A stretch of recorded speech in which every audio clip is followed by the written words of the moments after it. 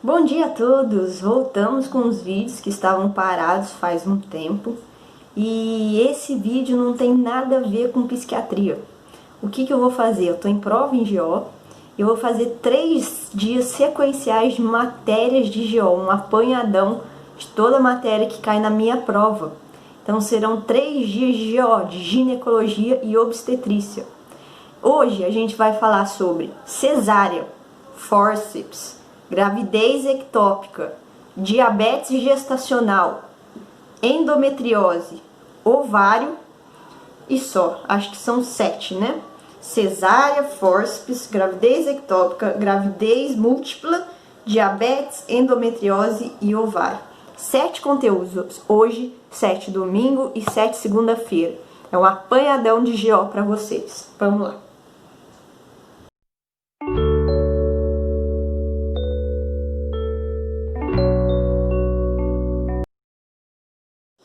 Vamos começar então com o tema cesárea. Eu vou tentar ser bem resumida em todas as minhas falas, para que nenhum tema passe de 2, 3 minutos. Sobre a cesárea, a gente tem que saber as indicações absolutas, ou seja, quais manifestações levam obrigatoriamente ao parto cesáreo. E para isso eu classifico em 9 indicações absolutas. A gente tem a desproporção cefalopélvica como a primeira. A gente tem a cicatriz uterina umbilical prévia, placenta prévia total, descolamento prematuro de placenta com feto viável, situação transversa, herpes genital ativo, condilomatose, prolapso de cordão e, por fim, morte materna com feto vivo. Vamos tentar gravar então, de novo. Desproporção cefalopélvica, cicatriz uterina umbilical prévia, placenta prévia total, descolamento de placenta com feto vivo, feto viável, situação transversa, herpes genital ativo, condilomatose, prolapso de cordão e morte materna com feto vivo. Beleza.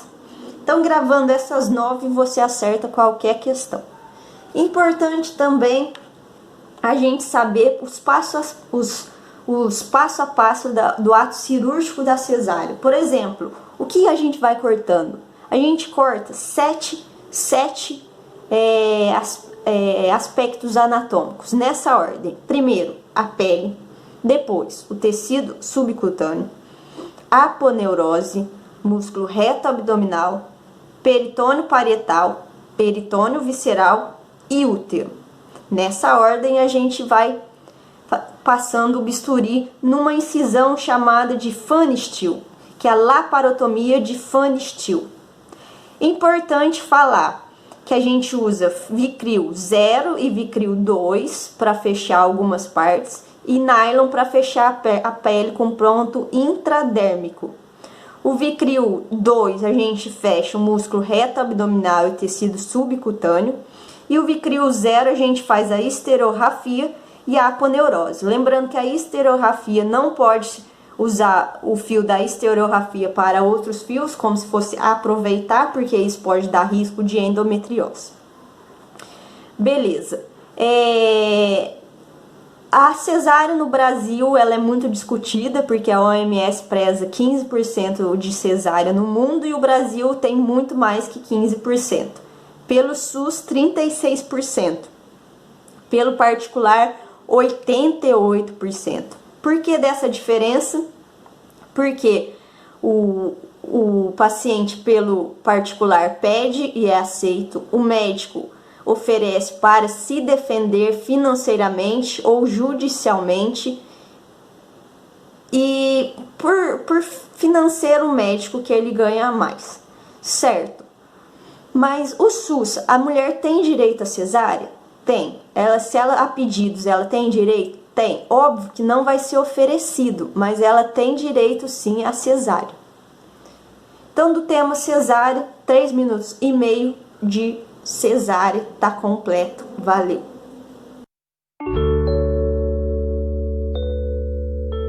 Tema número 2 da nossa aula espetacular de GO, de ginecologia e obstetrícia. Tema número 2 da nossa aula, fórceps. O fórceps é uma via de parto cirúrgica. O que é o fórceps? É um instrumento que ajuda a facilitar a retirada do feto e é aplicado na cabeça. Importantíssimo, o que mais cai de fórceps? A prega ideal é biparieto-malo-mentoniana. A prega ideal do fórceps é biparieto-malo-mentoniana. Existem tipos de fórceps. Exemplo é o fórceps de Piper, que é usado na cabeça derradeira na apresentação pélvica. E existem pré-requisitos e indicações. Exemplos de pré-requisito: o feto tem que estar vivo, a bexiga vazia, o colo dilatado em 10 centímetros, a bolsa rota, o médico tem que ter domínio e a proporção feto-pélvica tem que estar em +2 ou +3. E existem as indicações. Por exemplo, eu faço uma cardiotoco e o estado fetal não está tranquilizador. Eu posso fazer em vias profiláticas de cardiopatia materna em que a mãe não pode fazer a manobra de Valsalva. Eu posso usar o fórceps na cabeça derradeira na apresentação pélvica, em prolapso de cordão umbilical ou em período de dilatação prolongada. A gente tem o A, B, C, D, E, F, G, H, I e J do fórceps. Por exemplo, A de ajuda, B de bexiga vazia, C de colo dilatado, D de determinar a variedade de posição, E de equipamento, F de fórceps, G de gentil tração, H de hora de elevar os cabos, I de incisão e J já é hora da retirada. Resumindo isso daqui, nesse A, B, C, D, E, F, G, H, I, J, K, L, M, N, a gente tem que saber que bexiga vazia e colo dilatado, por exemplo, que entra no B e no C, são pré-requisitos para o fórceps.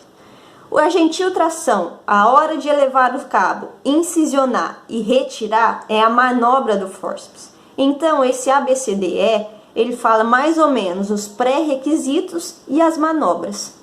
Bom, de fórceps, o que mais cai era isso. Pré-requisitos, indicações, não cai muito sobre a manobra e cai a prega ideal, biparieto-malo-mentoniano.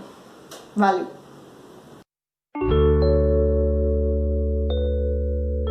Number 3, tema número 3, diabetes na gravidez.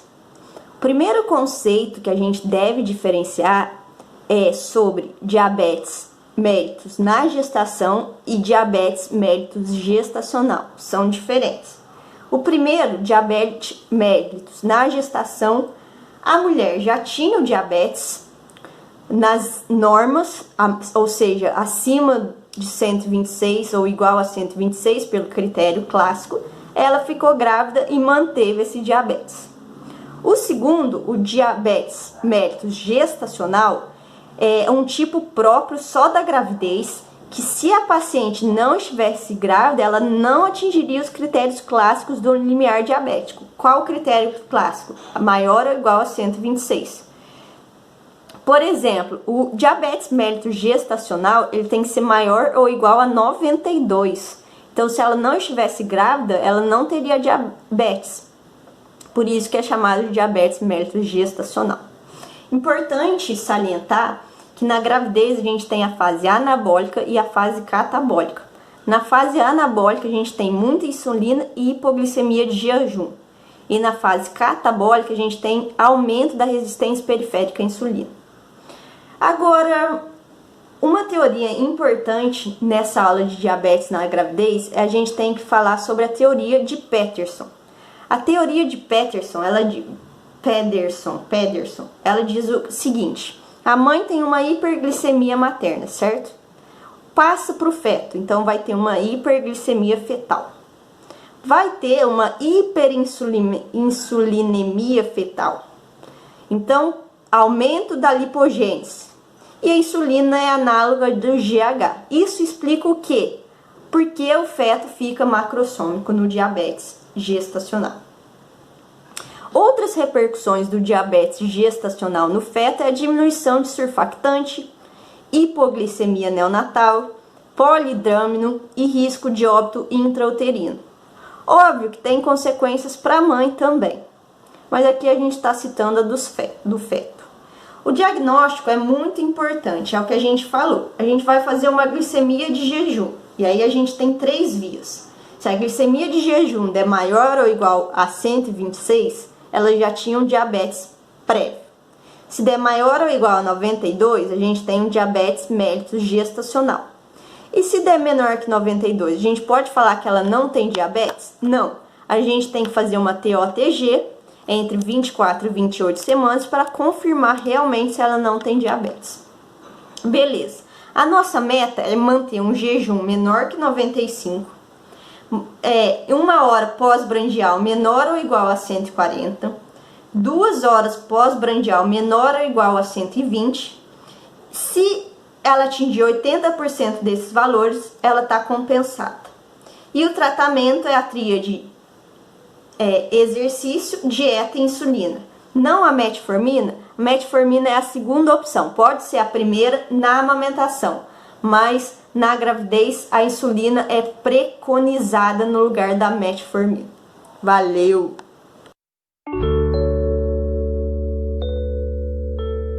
Assunto número 4. Estamos acabando. Gravidez ectópica. Muito se discute da gravidez ectópica hoje sobre o uso do metotrexato ou não, como como tratamento farmacológico no lugar do tratamento cirúrgico. Calma, vamos primeiro definir o que é gravidez ectópica. Geralmente, quando há fecundação, óvulo e espermatozoide, o embrião ele se aloja no endométrio. Quando isso não acontece, quando ele se aloja fora do endométrio, a gente chama de gravidez ectópica. 98% dos casos ele se aloja nas trompas de Falópio, nas tubas, mas pode se alojar no ovário, no peritônio e etc. Quais os fatores de risco para a gravidez ectópica? Quem já teve uma gravidez ectópica é o maior fator de risco. Quem tem muita infecção pélvica, né, DIP com DIU ou somente o DIU de cobre e a endometriose. São bastante fatores de risco. O diagnóstico é por ultrassom e beta-HCG. Importante falar da tríade da dor, na tríade dos sintomas, sinais e sintomas da gravidez ectópica: atraso menstrual, sangramento vaginal e dor abdominal. Lembrando que a gravidez ectópica é a segunda maior causa de sangramento vaginal no primeiro trimestre. Então, no primeiro trimestre, aborto, gravidez ectópica e mola.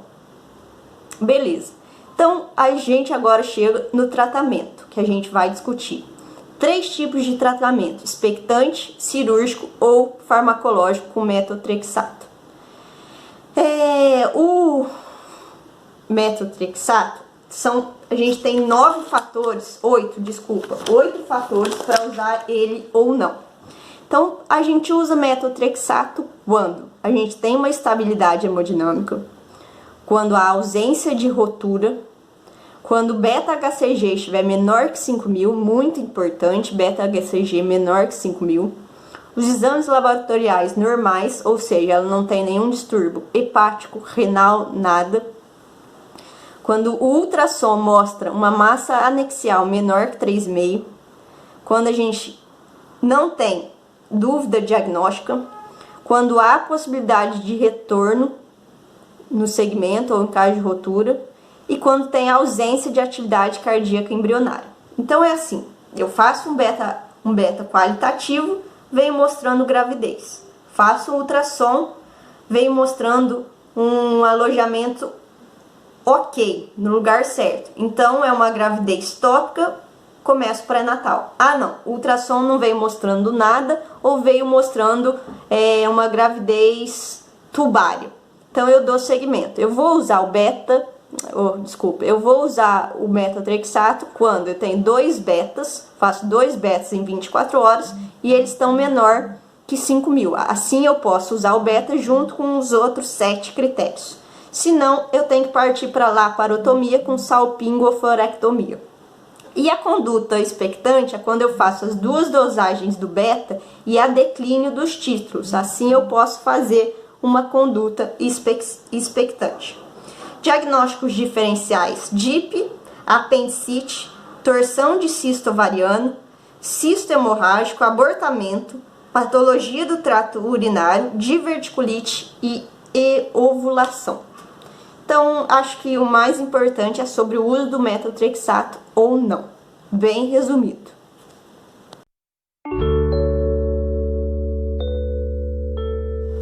Número 5, endometriose. Então, o que é endometriose? A endometriose é caracterizada pela presença de tecido endometrial fora da cavidade uterina. Ela não é considerada câncer, e quando é um tipo de câncer, a gente não chama de endometriose, a gente chama de endometrioide. Fatores de risco: a gente tem menarca precoce e menopausa tardia, ou seja, enquanto mais a mulher tiver em período reprodutivo, mais a chance dela ter endometriose. O anticoncepcional ele é visto como fator de proteção. Como a gente explica a endometriose? A teoria mais aceita é a de Sampson, de 1927, que diz que quando a mulher está em menstruação, há um refluxo do tecido endometrial para as trompas de Falópio durante essa menstruação, e assim há uma subsequente implantação e crescimento no peritônio e ovário.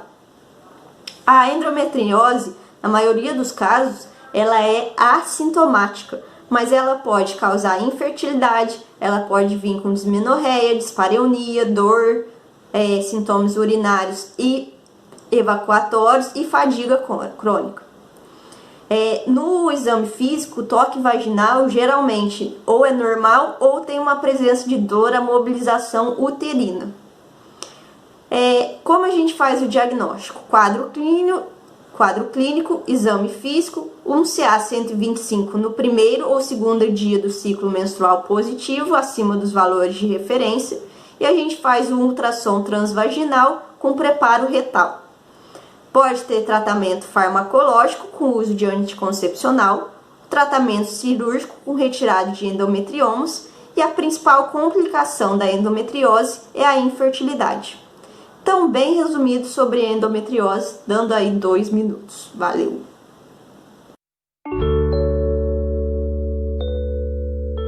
Penúltimo assunto: neoplasias benignas do ovário. A gente tem tipos de neoplasia benigna do ovário, mas as mais comuns são as serosas, as mucinosas e os tumores funcionais. Por exemplo, os tumores funcionais, geralmente quando você faz o ultrassom durante o período menstrual ou após a menstruação, você vai descobrir em algumas porcentagens de casos tumores funcionais que não são nada graves, que regridem depois de certo período. Agora, por exemplo, em mulheres perto da menopausa, a gente tem tumores epiteliais. Em jovens e crianças, tumores não epiteliais. Então, na anamnese é muito importante focar na idade da paciente. Agora, neoplasias benignas do ovário, o que a gente mais precisa saber é do protocolo IODA.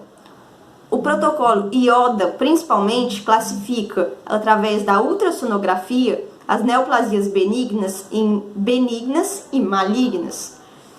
As benignas, por exemplo, vão ter caráter unilocular, componente sólido menor que 7 centímetros, presença de sombra acústica posterior. As características malignas, ou seja, aquela que pode ter uma transformação, vão ser tumores sólidos irregulares, com ascite, com 4 estruturas papilares, multilocular, um diâmetro maior que 100 milímetros e vascularização intensa. Sobre a vascularização, a gente classifica quanto ao fluxo sanguíneo em IC1, IC2, IC3 e IC4. IC1 tem 100 fluxo, 2 fluxo mínimo, IC3 fluxo moderado e IC4 intenso. A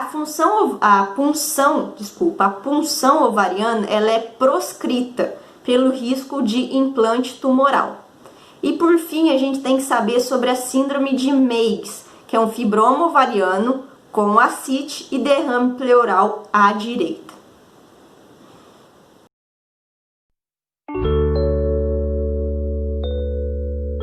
O último tópico de GO da parte 1 é a gestação múltipla.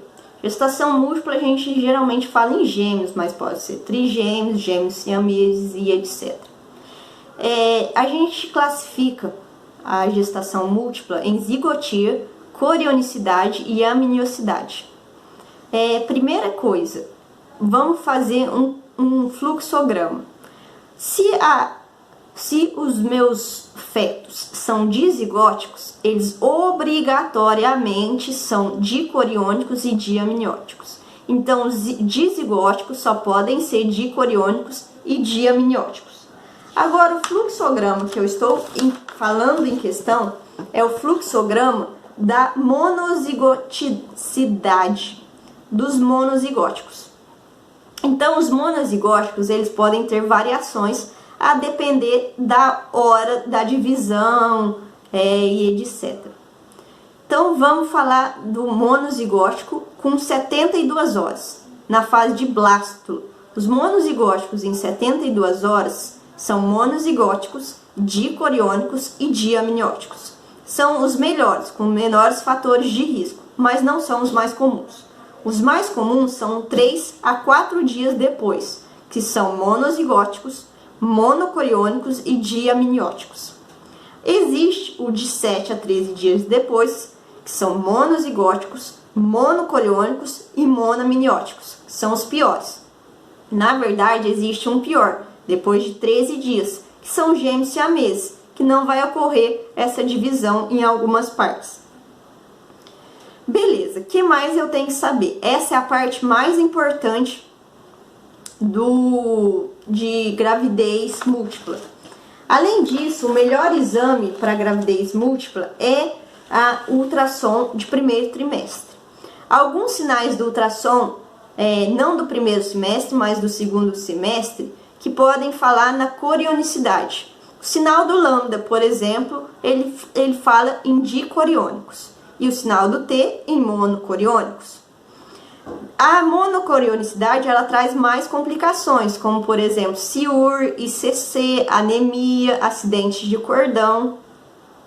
E se a gente falar de vias de parto, gestação múltipla só pode ser cesárea, é mentira. Dá para ser via de parto natural? Dá. Mas a cesárea é indicada quando o primeiro feto não é cefálico ou o primeiro feto com menor peso.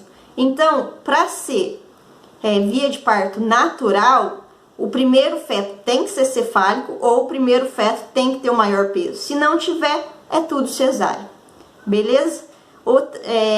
Acho que era o mais importante que eu ia falar. E a gente termina aqui a nossa parte 1 do agrupamento de matéria de GO. A gente tem ainda a parte 2 e a parte 3. Valeu e até a próxima!